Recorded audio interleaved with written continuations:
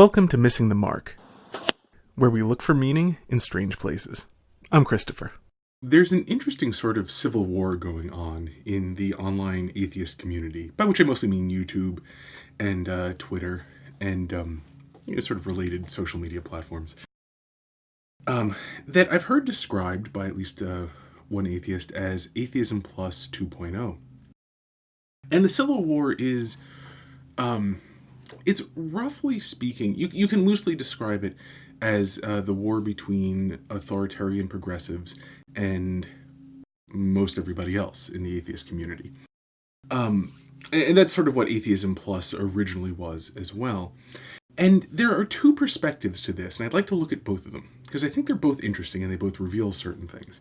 So on the one side, you have the progressive side, the authoritarian progressive side, who wishes to impose a particular social order and use force to make everybody conform to it. Force in the form of things like laws and so on. But, making something illegal and then using the force of law to enforce that is using force to accomplish it. And then there's the other side who, well, they want all sorts of different things. They're in favor of all sorts of different things. But they tend to not want the sort of authority of the authoritarian progressives in authority. And they're against them in various ways. So from the authoritarian progressive perspective, they're atheists, and they're, in the atheist community. But their being in the atheist community, this is one fraction of their life. And the way they tend to think of it is, well, they want community, first off. And the second thing is they tend to have various moral positions that they simply take for granted. You'll pretty much never see them putting forth any sort of real argument for it. It's usually something about, like, this would make people feel bad, or this would make people feel good. If they come close to an argument, most of the time they just say, like, this is obviously true, that's obviously evil, you're oppressing people. They tend to be along these lines. But they nonetheless do actually hold that perspective. They do think that this is good, that's evil, these people are oppressing people, and these people are being unjustly oppressed. And so, from their perspective, there is the ability to use force in order to make the world a better place. And so they think it obviously should be used to make the world a better place, because why would you just sort of leave it around, not use this force that you could use to make the world a better place and leave the world a worse place? And what's interesting is that until these sort of issues come forward, these people tend to assume that this is everybody. They tend to assume that everybody agrees with them about what is evil and what is good and what is oppression and what is not oppression, and that everyone's on board together. And so when they're part of a community where what the community is doing is simply negative things, like making fun of things, like they'll take Christian videos and then laugh at, break them up and laugh at them. Sort of, quasi Mystery Science Theater 3000 style. Usually it's more pausing and then, talking for a little bit, then playing a bit more, than pausing and talking for a bit, rather than interjecting things. And this sort of critical entertainment style can have its place, less so for making serious points, more so for entertainment. I once calculated it out, and over the course of like 5 or 6 years, I put about $1,000 into Mystery Science Theater 3000 DVDs. I backed off a little bit once I sort of ran those calculations. But yeah, I've got close to about 30 box sets of Mystery Science Theater 3000 DVDs. I'm a big fan. And so there's definitely a place for that sort of poking fun at things.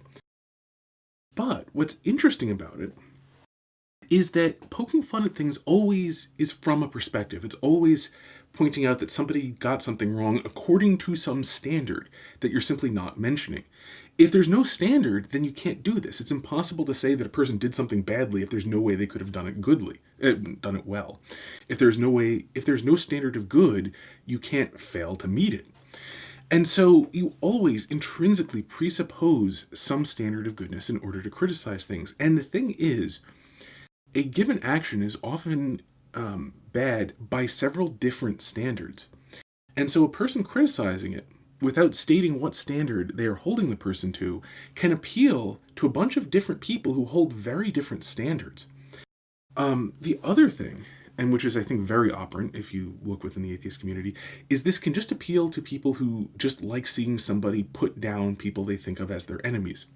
So they don't even have to have much of a standard. Anybody using any standard to put them down, and as long as they go through into it, which you find common in the atheist community, not so much cleverly pointing things out, just saying like, you moron, how could you possibly have said something this dumb? That style of thing. As long as the more one sticks to that, the more it becomes very doable for people to simply like that because somebody they don't like is being attacked. And so, from the perspective of the authoritarian progressive side, they think everyone is with them. They think that this is just why everybody likes the same stuff. Everybody's in the community for the same purpose. And this explains, I think, why when they discovered, no, actually, a lot of people aren't, they may even be in a minority in whichever community they're in, they get really taken aback. They're really surprised. They're really shocked. They're outraged.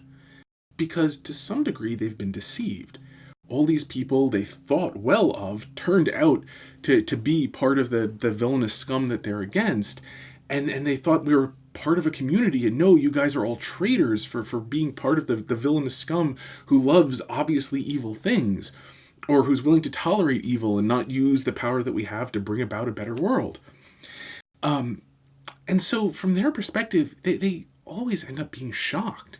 And you can see this over and over again. It's going on for many, many years in many different communities. And you can see it in the present one where they're really, really shocked to discover that all of those people they thought were on their side because they were laughing at the same things were laughing at them for very different reasons. Now, on the flip side, you find the people who get really shocked by discovering that there are authoritarian progressives in their midst. And they get really shocked by this because these people were our enemies. And what they don't realize is that there are sort of two fundamental reasons that people can think a religion evil.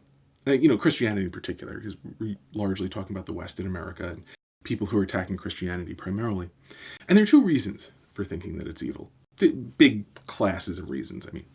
One of them is because you have some alternative ideal that conflicts with Christianity, and so Christianity is evil insofar as it conflicts with your ideal, and so you need to destroy it in order to be able to emplace your ideal and then enforce your things, like the way that in the founding of America was by people who wanted to escape religious persecution so that they could be the religious persecutors in a new land where they had the authority. And I mean, that's what they actually did. If you look, they set it up and persecuted people from varying from what they held to be the correct religion.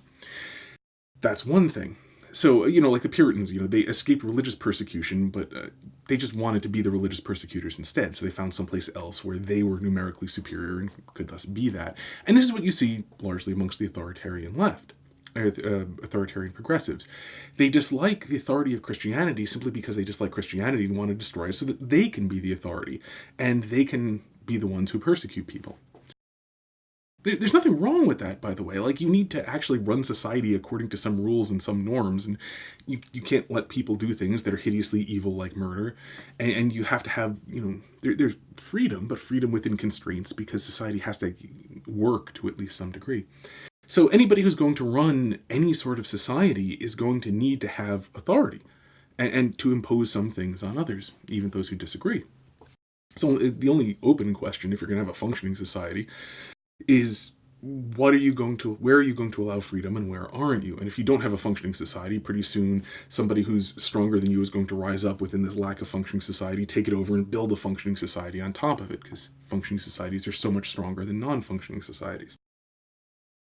And so, that's one side of the sort of one reason to attack authority.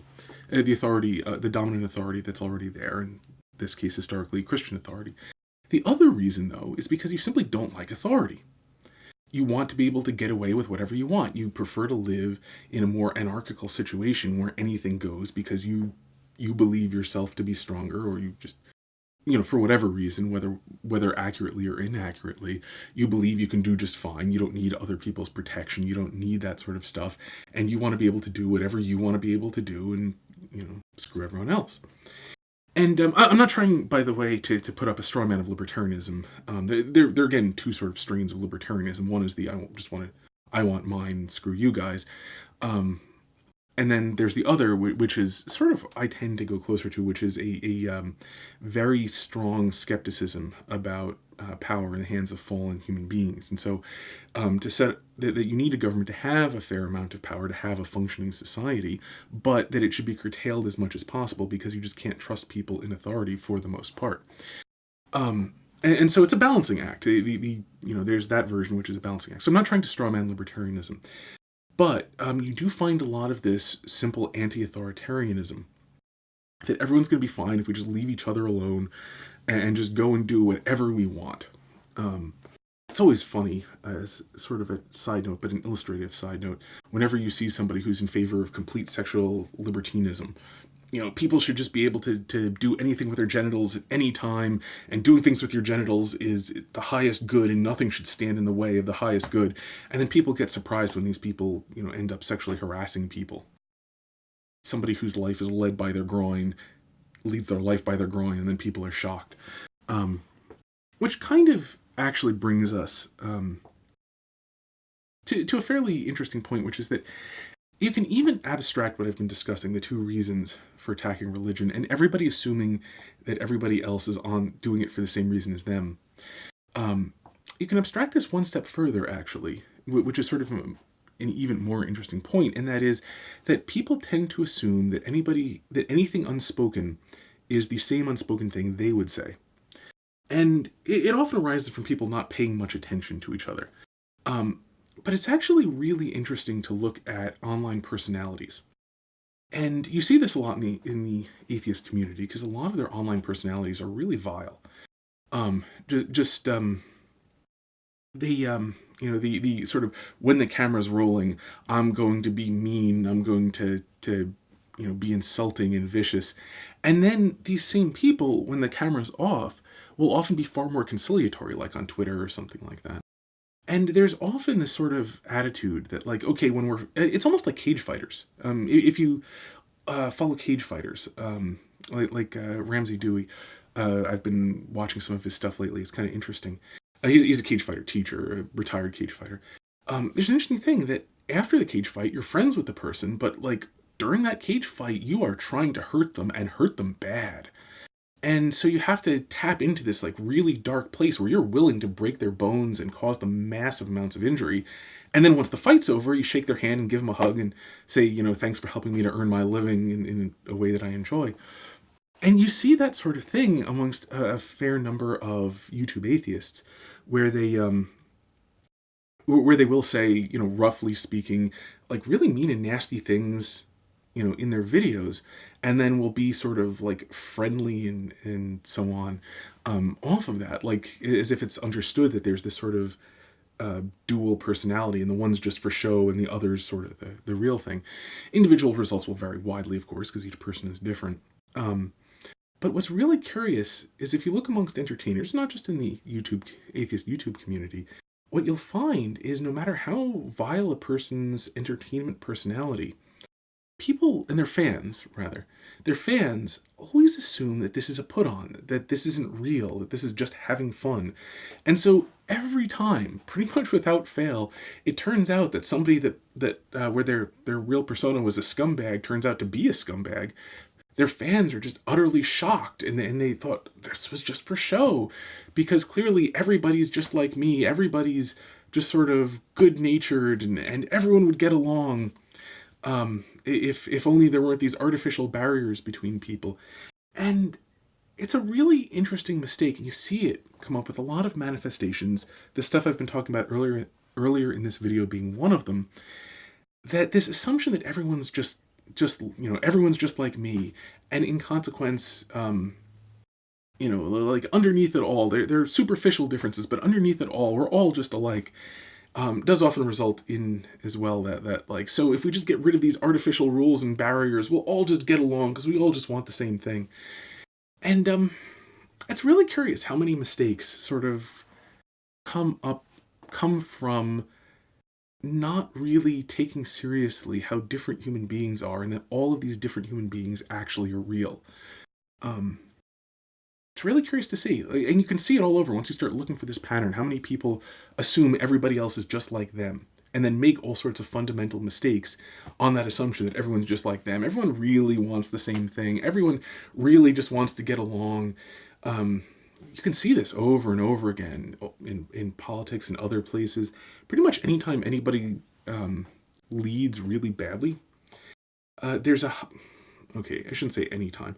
In a high percentage of the times when people are leading really badly, if you look for this, you'll discover that the mistake they made was assuming that everybody would want the same things if they just led in a certain way. So they're going to lead according to this one way for people to want things, and everything will work out. Then it fails miserably because of all the people they didn't take into account. And so the current civil war in the atheist community is, I think, very illustrative of these aspects of human nature. And if you look at the surprise on both sides, the sense of shock and betrayal, and the way that people are thinking of each other as traitors and so on, it's no one's using the exact term traitor, but I mean, it's a sense of betrayal, and really illustrative of a sort of mistake that's very, very easy for anyone in any circumstance to make. This is just a particularly good illustration of it going on right nowish. Which actually means I made a video about something current. Man. I've done that before. Kind of odd. Anyway, joking aside, I hope that was interesting. That's all for now, and until next time, may you hit everything you aim at.